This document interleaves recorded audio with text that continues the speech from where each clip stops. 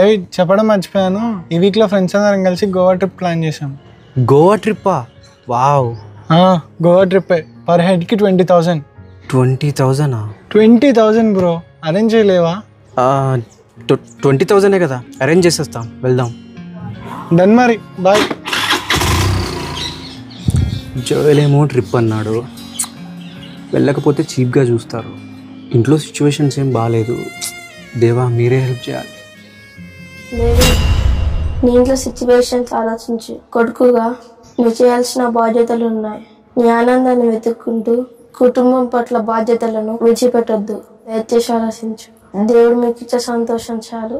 ఇప్పుడు నీకు ఈ టూర్ ఏ విధంగా ఉపయోగపడదు, అది నిన్ను నాశనం చేసేది. నీ తల్లిదండ్రులను కష్టపెట్టద్దు. నిజమే, ఇంట్లో సిచ్యువేషన్స్ ఏం బాగాలేదు, టూర్కి రానని చెప్పేస్తా. నీకేమైనా పిచ్చి పట్టిందా? నీకెళ్ళి తెలియదేనున్నాయి, నువ్వు ఏదైనా చేయగలవు. గోవా ట్రిప్ లో ఉండే ఆనందం ఎంత బాగుంటుంది. ఫ్రెండ్స్ తో జలసాలు, ఎంజాయ్మెంట్లు, అవన్నీ కూడా పరిస్థితులకు భయపడి పోగొట్టుకుంటావా? ఏదో ఒకటి చెయ్యి. తప్పు చేసినా తప్పదు. ఇలాంటి సంతోషాల కోసం తప్పు చేసినా తప్పు లేదు. ఆలోచించు. నిజమే, ట్రిప్లో ఉండే ఆనందం అంతా ఇంత కాదు.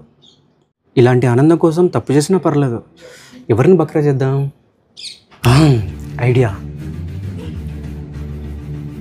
హలో ఆంటీ, ప్రైజ్ లాడా ఆంటీ. ఏం బాగో ఆంటీ, తాతకు అస్సలు బాగాలేదు ఆంటీ. హాస్పిటల్లో ఒక 30,000 కట్టకపోతే తాత బతకడా ఆంటీ? అమ్మా నాన్న మీకు కాల్ చేద్దాం అనుకున్నారు కానీ మిమ్మల్ని ఇబ్బంది పెట్టడం ఎందుకని కాల్ చేయలేదు ఆంటీ. అందుకే వాళ్ళకి తెలియకుండా నేనే కాల్ చేస్తున్నాను ఆంటీ. అవునా ఆంటీ? ఇవ్వండి ఆంటీ. థ్యాంక్స్ ఆంటీ, మీరు రుణం మర్చిపోలేను ఆంటీ.